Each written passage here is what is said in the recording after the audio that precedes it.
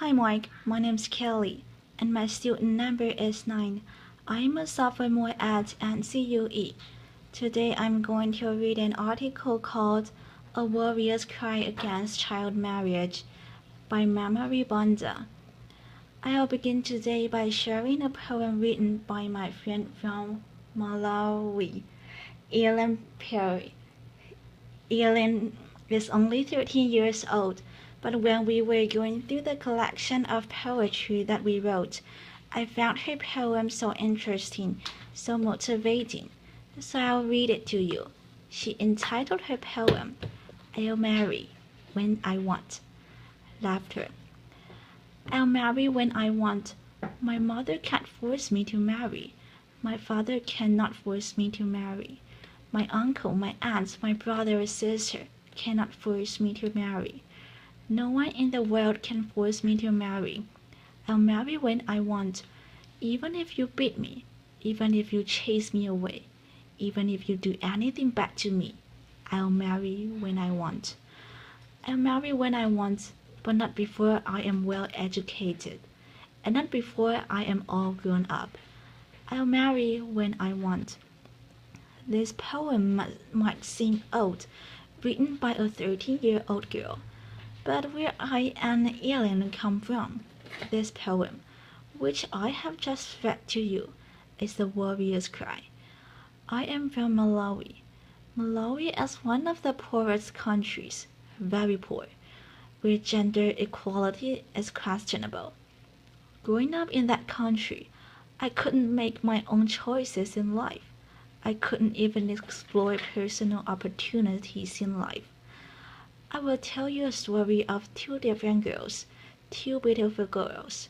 These girls grew up under the same roof. They were eating the same food. Sometimes they would share clothes and even shoes, but their lives ended up differently, in two different paths. The other girl is my little sister. My little sister was only 11 years old when she got pregnant. It's a hurtful thing. Not only did it hurt her, even me. I was going through a hard time as well. As it is in my culture, once you reach puberty stage, you are supposed to go to initiation camps.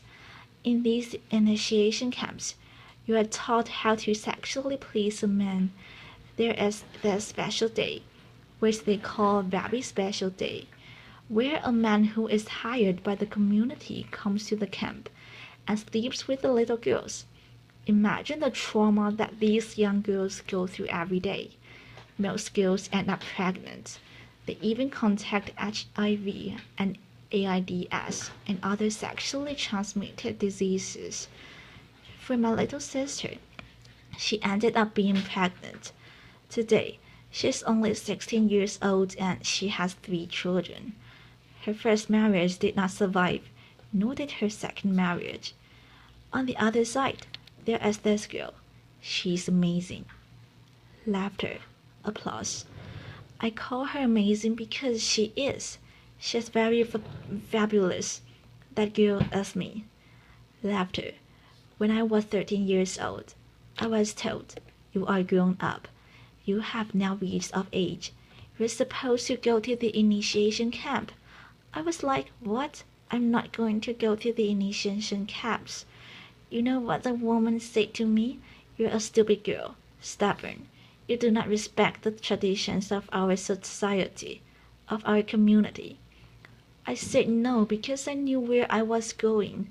I knew what I wanted in life. I had a lot of dreams as a young girl.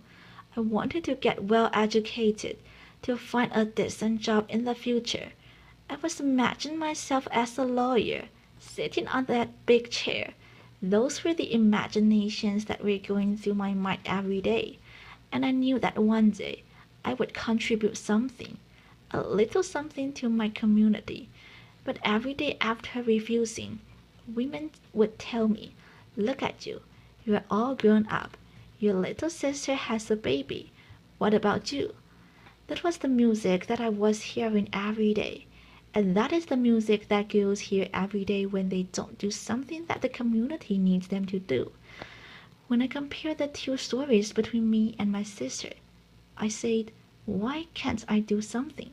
Why can't I change something that has happened for a long time in our community? That was when I caught other girls just like my sister, who have children, who have been in class but they have forgotten how to read and write. I said, come on, we can remind each other how to read and write again, how to hold the pen, how to read, to hold the book. It was a great time I had with them.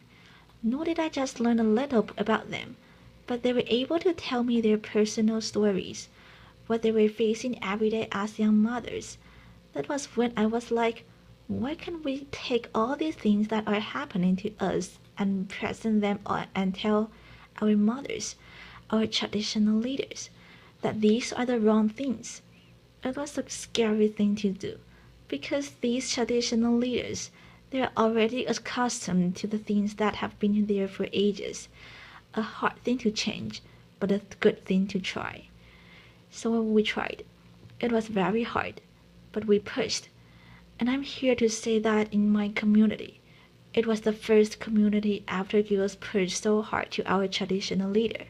And our leader stood up for us and said no girl has to be married before the age of 18. Applause.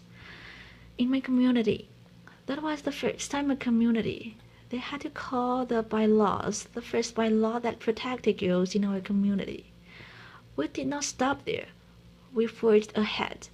We were determined to fight for girls not just in my community, but even in other communities. When the child marriage bill was being presented in February, we were there at the Parliament House every day.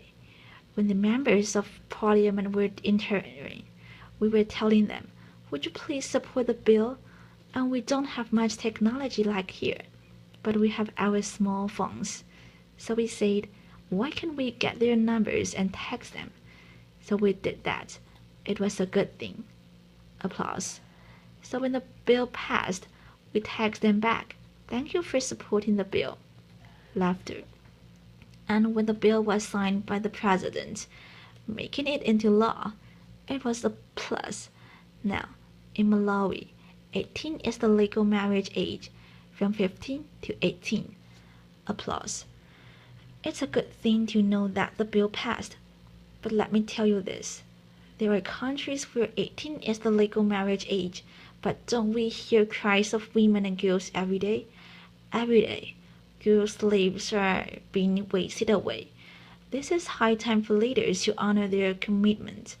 In honoring this commitment, it means keeping girls' issues at heart every time.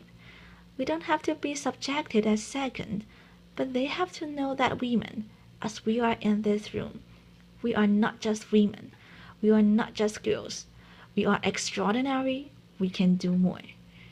And another thing for Malawi, and not just Malawi but other countries, the laws which are there. You know how a law is not the law until it is enforced? The law which has just recently passed and the laws that in other countries have been there. They need to be publicized at the local level, at the community level, where girls' issues were very striking. Girls face issues, difficult issues, at the community level every day. So if these young girls know that there are laws that protect them, they will be able to stand up and defend themselves because they will know that there is a law that protects them. And another thing I would say is that girls' voices and women's voices are beautiful. They are there, but we cannot do this alone. Male advocates, they have to jump in, to step in and work together. It's a collective work. What we need is what girls elsewhere need, good education, and above all, not to marry whilst 11. And furthermore, I know that together we can transform the legal, the cultural, and political framework that denies girls of their rights.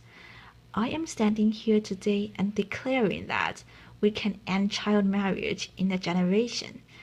This is the moment where a girl and millions of girls worldwide will be able to say, I will marry when I want. Applause. Thank you. Applause.